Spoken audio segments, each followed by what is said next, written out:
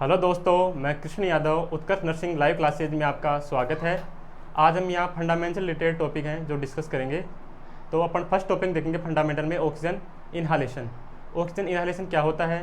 तो ऑक्सीजन के बारे में अपन पहले जनरल डिस्कशन करेंगे कि इसकी इन्वायरमेंट में कितना परसेंट है, इसका प्रेशर क्या है। उसके बाद अपन देखेंगे ह्यूमन बॉडी के अंदर और ऑक्सीजन को कैसे अपन ऑक्सीजन इनहालेशन कैसे करते हैं, कौन से मेथड है वो अपन सब यहाँ डिस्कस करेंगे।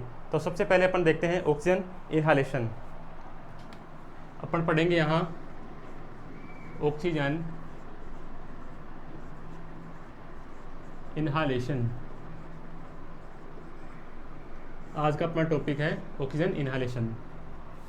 तो सबसे पहले अपन ऑक्सीजन के बारे में देखते हैं जनरल डिस्कशन कि अपन देखते हैं इन्वायरमेंट में बहुत सी गैसें पाई जाती हैं, जैसे ऑक्सीजन है, नाइट्रोजन है, कार्बन डाइऑक्साइड है, कार्बन मोनोऑक्साइड है, नियोन है। ऐसी बहुत सी गैसें जो अपनी है इन्वायरमेंट में पाई जाती हैं। तो ये सब गैसें मिला के इन्वायरमेंट में एक प्रेशर कोज करती हैं जिसको बोलते हैं एटमॉस्फेरिक प्रेशर। ये सभी गैसें जो मिला के जो प्रेशर कोज करेंगी वो करेंगी 760 mm ऑफ Hg। सभी गैसें मिला के इन्वायरमेंट में 760 mm ऑफ Hg यानी 760 mm ऑफ Hg प्रेशर क्या करेंगी, कोज करेंगी। तो सभी गैसों का जो इंडिविजुअल है वो एक प्रेशर होता है कि ऑक्सीजन का कितना कोज है, मतलब इन्वायरमेंट में सबका इंडिविजुअल एक प्रेशर होता है। तो अपने को पता है कि जो इन्वायरमेंट में जो ऑक्सीजन का जो परसेंटेज है वो कितना है, वो है 21%।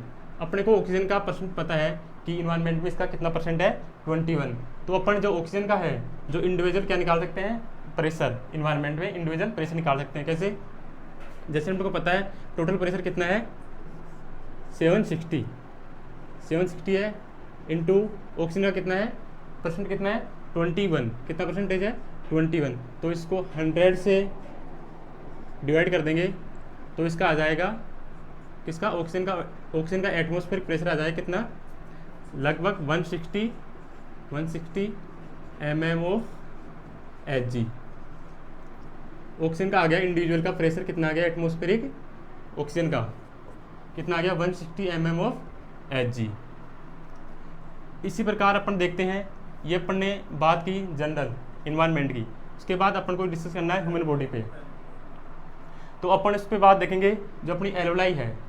जो अपनी एल्वोलाई होती है इसके अंदर जो ऑक्सीजन का जो प्रेशर है, जो ऑक्सीजन का प्रेशर है वो कितना है, ये अपनी क्या है, एल्वोलाई। ये अपनी क्या है, alveoli.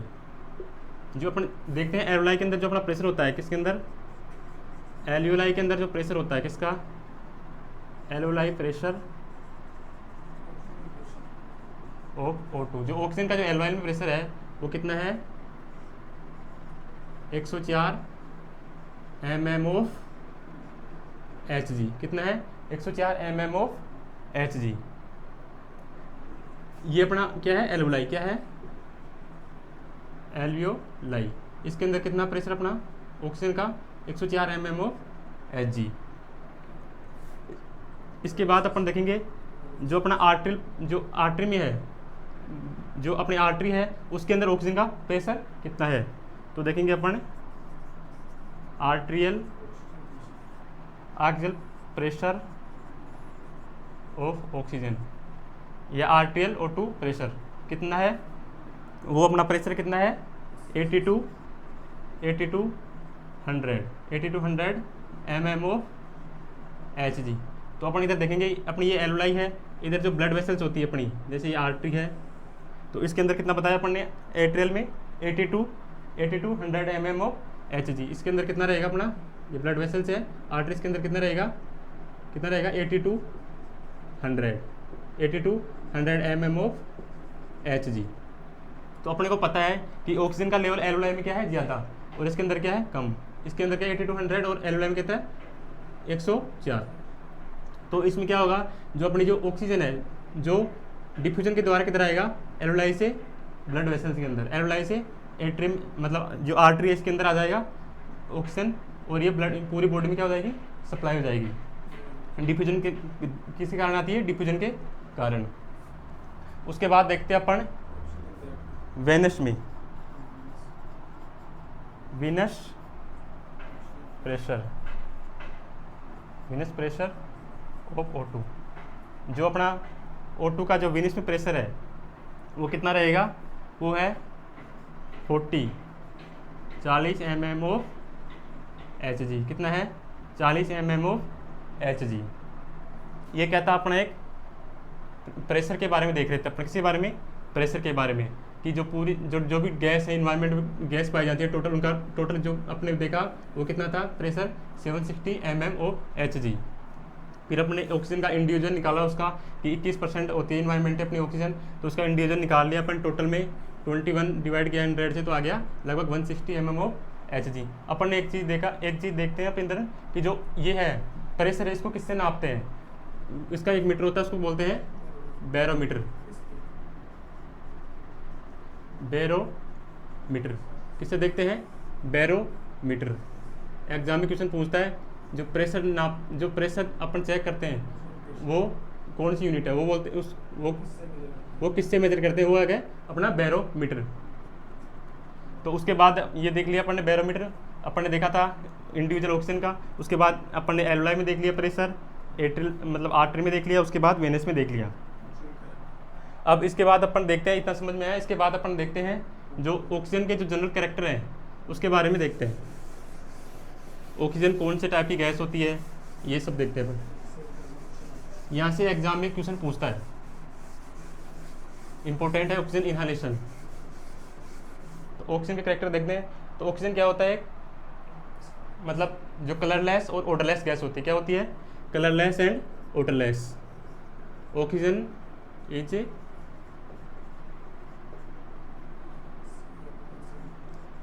Colourless and odourless gas. Oxygen is a colourless and odourless क्या होती है, गैस होती है। फिर उसके बाद और क्या है, ऑक्सीजन क्या है, ऑक्सीजन क्या है, एक हैवी गैस है। किसकी तुलना में, एयर की तुलना में। एयर की तुलना में क्या है, ऑक्सीजन एक हैवी गैस है। Oxygen is heavier than air. Air की तुलना में क्या है, ऑक्सीजन क्या है, एक हैवी गैस है। देन इसके बाद क्या है, जो ऑक्सीजन है, जो अपने हॉस्पिटल में ऑक्सीजन सिलेंडर है, उसके साथ जो अपने हॉस्पिटल में एक सिलेंडर होता है ऑक्सीजन का, उसके अंदर जो अपन ऑक्सीजन भरते हैं उसमें अपन है ना जो प्योर ऑक्सीजन न भर के उसके साथ एक मतलब सपोर्टिव गैस भरते हैं, उसको बोलते हैं हीलियम। क्या होता है, हीलियम। एक ऑक्सीजन के साथ अपन क्या भरते हैं, हीलियम, क्योंकि अकेली ऑक्सीजन अपन सिलेंडर में फिल नहीं कर सकते। इसके लिए मतलब इसके साथ में एक गैस भरते हैं सपोर्टिव, उसको बोलते हैं हीलियम। ये भरते हैं 1 से 10%। ये भी एग्जाम क्वेश्चन पूछ सकता है कि ऑक्सीजन गैस सिलेंडर में जो हीलियम गैस भरते हैं सपोर्टिव में, वो कितना भरते हैं, वो होता है 1 से 10%। तो इसको देखते हैं कि जो ऑक्सीजन सिलेंडर है, ऑक्सीजन गैस सिलेंडर, उसके अंदर कौन कौन सी गैस होती है, ऑक्सीजन तो भरेंगे, उसके साथ में सपोर्टिव गैस कौन सी भरेंगे, हीलियम। वो कितनी भरेंगे, 1 से 10%। कितने भरेंगे, 1 से 10%। उसके बाद अपन देखते हैं जो ऑक्सीजन गैस सिलेंडर होता है, जो ऑक्सीजन गैस सिलेंडर होता है उसका कलर कौन सा होता है, ये भी एग्जाम में क्वेश्चन पूछता है। जो अपना ऑक्सीजन गैस सिलेंडर है उसका कलर क्या होता है,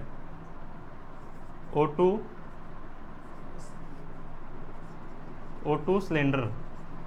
O2 सिलेंडर का जो कलर होता है वो कौन सा होता है, मतलब जो उसका हेड पार्ट है या अपर, जो हेड पार्ट है ये क्या, या टॉप, इसका जो टॉप पार्ट है, टॉप, ये कौन सा कलर का होता है, वाइट। कौन से कलर का होता है, वाइट। और जो इसका बॉडी पार्ट है, ये इसका हो गया टॉप पार्ट, और जो इसका ये है, ये हो गया इसका बॉडी। क्या हो गया, बॉडी। तो हेड, तो जो इसका टॉप पार्ट है वो तो क्या हो गया, वाइट, और जो इसका बॉडी है वो हो गया ब्लैक। क्या हो गया, ब्लैक। ये भी एग्जाम में क्वेश्चन पूछा हुआ है कि जो ऑक्सीजन गैस सिलेंडर है उसका कलर कौन सा होता है। तो अपन को बताना है कि इसका टॉप है वाइट और जो बॉडी है वो कौन सी होगी, ब्लैक। तो ये वाला टॉप है ये तो होगा वाइट, और जो ये बॉडी है ये पूरा ये होगा कौन सा, ब्लैक। उसके बाद देखते हैं अपन, उसके बाद अपन नेक्स्ट जो कैरेक्टरिस्टिक देखते हैं ऑक्सीजन का, वो है जो ऑक्सीजन है वो क्या है, कंबस्टन गैस है, या जो फायर में है, फायर होती है जो मतलब आग लगने में क्या है सपोर्टिव गैस है। ऑक्सीजन क्या है, ऑक्सीजन गैस इज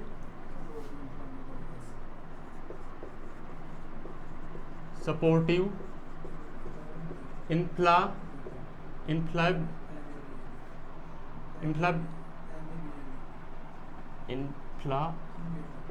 इन्फ्लामेबल क्या है, गैस है। O2 गैस क्या है, सपोर्टिव इन्फ्लामेबल, यानी कि ये क्या करती है, जो कंबस्टन होता है, कंबस्टन का मतलब आग लगना, जो कंबस्टन होता है उसमें क्या करती है, हेल्प करती है, सपोर्टिव गैस है ये ऑक्सीजन। देन उसके बाद नेक्स्ट जो कैरेक्टरिस्टिक्स है ऑक्सीजन का वो क्या है, जो ऑक्सीजन गैस है वो क्या है, ड्राई नेचर की है। कौन सी नेचर की है, O2 gas is dry nature.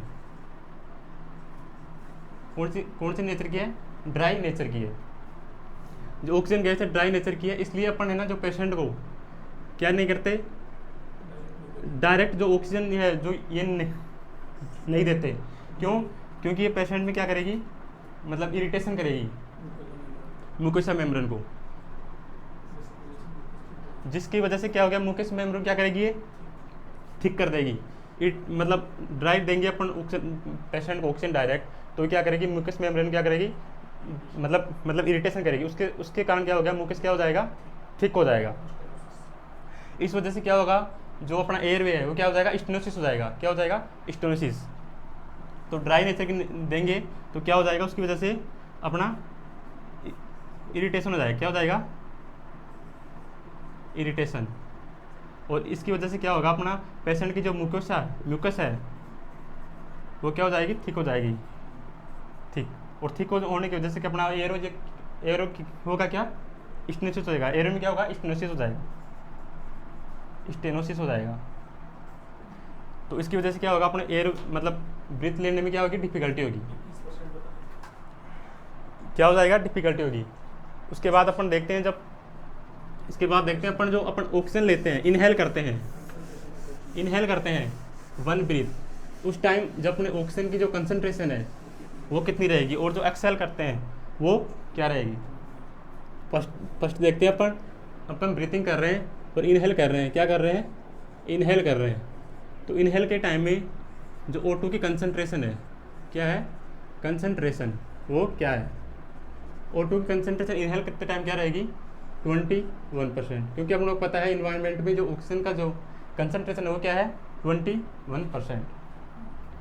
उसके बाद अपन एक्सेल करेंगे। क्या करेंगे, एक्सेल, यानी कि जब आप सांस को छोड़ेंगे, एक्सेल करेंगे, उस टाइम जो ऑक्सीजन का जो कंसंट्रेशन रहेगा वो कितना रहेगा,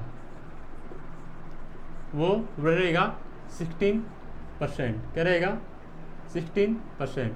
क्योंकि जो 5% है वो अपन बॉडी क्या कर ली, टिश्यू क्या कर लिए, यूज कर लिए, किसको, ऑक्सीजन को, 5% को। तो एक्सेल के टाइम कितना रहेगा अपना, 16%। तो एग्जाम में क्वेश्चन पूछ सकता है कि अपन पेशेंट को CPR दे रहे हैं, आर्टिफिशियल ब्रीथिंग दे रहे हैं पेशेंट को CPR के टाइम। तो अगर कोई person mouth to mouth breathing करवा रहा है, तो एग्जाम में क्वेश्चन पूछ सकता है उस टाइम जो विक्टिम है उसको कितना % ऑक्सीजन जाएगा, तो अपन को वो मतलब ऑप्शन देगा 21%, 16%, 5% और एक कुछ भी दे देगा 10%। तो मोस्ट ऑफ बच्चे क्या करेंगे, 21% पे क्या करेंगे, 21% क्या करेंगे, राइट आंसर। लेकिन ये क्या है, गलत है। क्यों, क्योंकि अपने को पता है कि 21% तो अपन खुद ले रहे हैं इनहेल करते टाइम में। क्या कर रहे हैं, इनहेल करते टाइम, और अपन एक्सेल कर रहे हैं। अपन विक्टिम को माउथ टू माउथ ब्रीथिंग देंगे उस टाइम तो अपना क्या आएगा, 16% ही आएगा। तो राइट आंसर क्या आएगा, 16%। उसके बाद अपन देखते हैं ये अपना क्या हुआ, जो भी O2 के बारे में था, ऑक्सीजन के बारे में जनरल कैरेक्टरिस्टिक थे। अब अपन देखते हैं नेक्स्ट कुछ टर्मिनोलॉजी इसके बारे में। कुछ टर्मिनोलॉजी देखते हैं अपन। फर्स्ट है एनोक्सिया या हाइपोक्सिया। एनोक्सिया या हाइपोक्सिया दोनों सेम चीज़ है। सेकंड है एनोक्सीमिया या हाइपोक्सीमिया। थर्ड है एस्फाइक्सिया।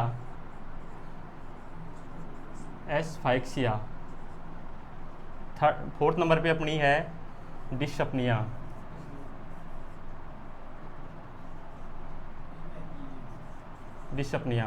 और फिफ्थ नंबर पर अपनी है लास्ट है साइनोसिस। क्या है? साइनोसिस। ये टर्म है, जो ये टर्म है ये एग्जाम में पूछता है। Anoxia, hypoxia, anoxaemia, hypoxaemia, asphyxia, dyspnoea, cyanosis. जो 5 टर्म है सभी इंपॉर्टेंट है, एग्जाम में पूछी हुई है सभी टर्म। तो सबसे पहले अपन देखते हैं, डिस्कस करते हैं एनोक्सिया या हाइपोक्सिया। एक चीज़ है, एनोक्सिया किसको बोलते हैं? एनोक्सिया या हाइपोक्सीमिया किसको बोलते हैं? Lack of oxygen in tissue. अगर टिश्यू में ऑक्सीजन का लेवल कम हो रहा है तो उसको क्या बोलते हैं? एनोक्सिया या हाइपोक्सिया। उसके बाद देखते हैं एनोक्सीमिया या हाइपोक्सीमिया। आपको पता है इमिया का मतलब होता है ब्लड। क्या होता है? ब्लड। इमिया का मतलब क्या होता है? ब्लड। तो एनोक्सीमिया या हाइपोक्सीमिया, तो इसमें क्या होगा? Lack of oxygen in blood. अगर ब्लड के अंदर ऑक्सीजन का लेवल कम हो रहा है, तो उसको क्या बोलेंगे? एनोक्सीमिया या हाइपोक्सीमिया। आपको पता है इमिया का मतलब क्या होता है? ब्लड। नेक्स्ट देखते हैं अपन एस्फाइक्सिया। एस्फाइक्सिया का मतलब होता है insufficient intake of O2। Insufficient intake of O2। एस्फाइक्सिया का मतलब क्या होता है? इनसफिशिएंट इंटेक ऑफ O2, यानी कि जो पर्सन है उसको ऑक्सीजन की जो प्रॉपर मात्रा है जो नहीं मिल पा रही, इसकी वजह से क्या होगा? उसको इनसफिशिएंसी होगी ऑक्सीजन इंटेक करने में।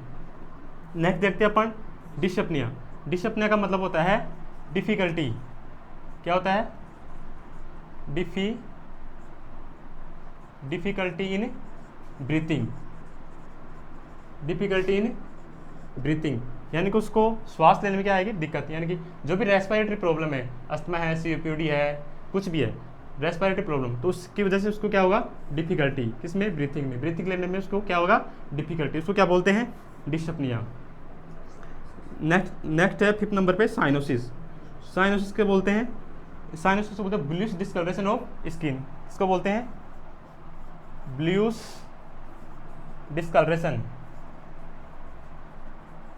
Discolouration of skin.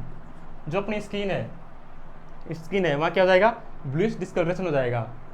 उसको क्या बोलते हैं? साइनोसिस। ये किसकी वजह से होगा? ये सब किसकी वजह से होगा?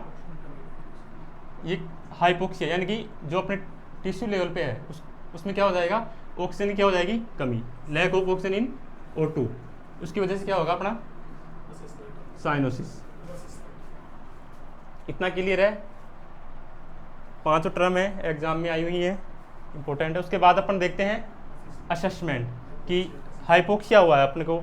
अगर पेशेंट को ऑक्सीजन की कमी हुई है तो उसको अपन असेस कैसे करेंगे? तो उसको देखते हैं अपन। नेक्स्ट आता है अपना असेसमेंट में आता है अपने असेसमेंट पर 3 पॉइंट पढ़ेंगे। सबसे पहला है ऑब्जर्वेशन, सेकंड है नॉन इन्वेजिव मेथड और थर्ड है इन्वेजिव मेथड। तो अपन देखते हैं असेसमेंट। क्या असेसमेंट में अपन डिस्कस करेंगे। फर्स्ट है ऑब्जर्वेशन। क्या है? ऑब्जर्वेशन। सेकंड नंबर पर डिस्कस करेंगे non invasive method. Then third number पे अपन डिस्कस करेंगे इन्वेजिव मेथड। क्या डिस्कस करेंगे? Invasive method. तो अपन को पर्सन को हाइपोक्सिया हुआ है, ऑक्सीजन की उसको कमी हुई है, तो उसको असेस करने के लिए, उसको फाइंड आउट करने के लिए अपन क्या करते हैं? असेसमेंट। उसमें अपन पास तीन वो हैं टर्म। ऑब्जर्वेशन की दृष्टि से, मतलब ऑब्जर्वेशन करके अपन उसको क्या कर सकते हैं? फाइंड आउट कर सकते हैं। नॉन इन्वेजिव मेथड की सहायता से अपन कर सकते हैं find out, and then invasive method की वजह से अपन क्या कर सकते हैं? फाइंड आउट हाइपोक्सिया को। तो अपन सबसे पहले देखते हैं क्या? ऑब्जर्वेशन। सबसे पहले क्या देखते हैं?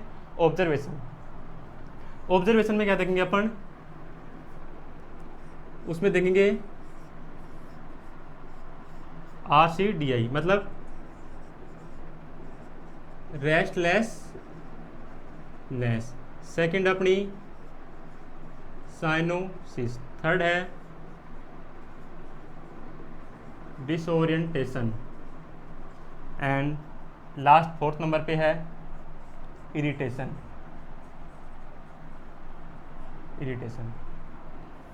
तो जो अपना ऑब्जर्वेशन देख कर रहे हैं अपन पर्सन का, तो सबसे पहले अपन उसमें देखेंगे रेस्टलेसनेस। तो रेस्टलेसनेस अपन उस पर्सन में देखा, अगर उसको हाइपोक्सिया हो रहा है, ऑक्सीजन की कमी हो रही है, तो उसमें क्या देखने को मिलेगा अपने को? फर्स्ट ऑब्जर्वेशन में रेस्टलेसनेस। तो ये क्या हुआ अपना? फर्स्ट इंडिकेटर या early indicator of hypoxia in conscious patient. In conscious patient. अगर कॉन्शियस पेशेंट है, उसके अंदर अपने को अर्ली साइन, फर्स्ट इंडिकेटर क्या देखने को मिलेगा? रेस्टलेसनेस। देन है साइनोसिस भी अर्ली इंडिकेटर या फर्स्ट इंडिकेटर किसका? अनकॉन्शियस पेशेंट का। किसका? अनकॉन्शियस पेशेंट का, या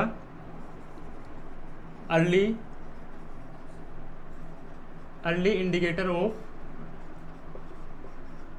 हाइपोक्सिया इन अनकॉन्शियस पेशेंट। अगर आपका पेशेंट अनकॉन्शियस है, उसके अंदर आपको रेस्टलेसनेस देखने को नहीं मिलेगा। क्यों पेशेंट ऑलरेडी क्या है? अनकॉन्शियस। उसके अंदर आपको क्या देखने को मिलेगा? साइनोसिस। अगर एग्जाम में क्वेश्चन आता है आपके कि जो पेशेंट है उसको हाइपोक्सिया हो रहा है, तो उसका फर्स्ट अर्ली इंडिकेटर क्या है? तो आपको बताना है रेस्टलेसनेस। अगर क्वेश्चन में पूछता है कि पेशेंट है वो क्या है? अनकॉन्शियस है, उसका फर्स्ट इंडिकेटर क्या है? फिर एग्जाम में देता है 4 ऑप्शन, तो उस टाइम आपको रेस्टलेसनेस मार्क नहीं करना है। क्यों? क्योंकि ये तो किसका है? कॉन्शियस पेशेंट का, और आपको क्वेश्चन क्या दिया है? Unconscious patient. तो अनकॉन्शियस पेशेंट का अर्ली इंडिकेटर क्या है? वो है साइनोसिस। तो आप लोग को राइट करना है साइनोसिस। अब देखते हैं नेक्स्ट, डिसओरिएंटेशन का मतलब होता है अनअवेयर अबाउट सराउंडिंग। यानी कि पेशेंट इतना मतलब डिसओरिएंट हो जाता है कि उसको अपने सराउंडिंग के बारे में पता नहीं रहता है।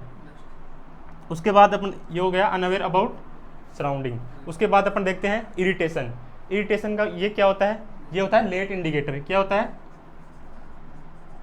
Late indicator of hypoxia. क्या ये हाइपोक्सिया क्या है? Late indicator. क्या है? Late indicator. ये भी एग्जाम क्वेश्चन आता है कि जो हाइपोक्सिया का जो लेट इंडिकेटर है वो क्या है? इरिटेबिलिटी। क्या है? इरिटेबिलिटी। तो एग्जाम की पॉइंट ऑफ व्यू से काफ़ी इंपॉर्टेंट है क्या? ऑब्जर्वेशन। यहाँ से क्वेश्चन बनते हैं कॉन्शियस पेशेंट का फर्स्ट इंडिकेटर, अनकॉन्शियस पेशेंट का फर्स्ट इंडिकेटर और लेट इंडिकेटर। अपन नेक्स्ट देखते हैं, इसमें अपन ने पहला देखा था ऑब्जर्वेशन असेसमेंट में, सेकंड लिखा था अपन ने non invasive method. Non invasive को देखते हैं अपन। सेकंड है non invasive method. Non invasive method में आता है अपना क्या, पल्स ऑक्सीमीटर। क्या आता है, pulse oximeter. Pulse oximeter, pulse oximeter. Pulse oximeter की सहायता से अपन क्या करते हैं, ऑक्सीजन का सेचुरेशन ज्ञात करते हैं। क्या ज्ञात करते हैं, सेचुरेशन। पल्स ऑक्सीमीटर की हेल्प से अपन क्या करते हैं, O2 saturation, saturation, O2 saturation ज्ञात करते हैं। तो अपन यहाँ ही देख लेते हैं कि O2 सेचुरेशन नॉर्मल कितना होता है। ये नॉर्मल होता है 95 से 100%। अगर ये वैल्यू आ रही है तो अपना क्या रहेगा, O2 सेचुरेशन नॉर्मल।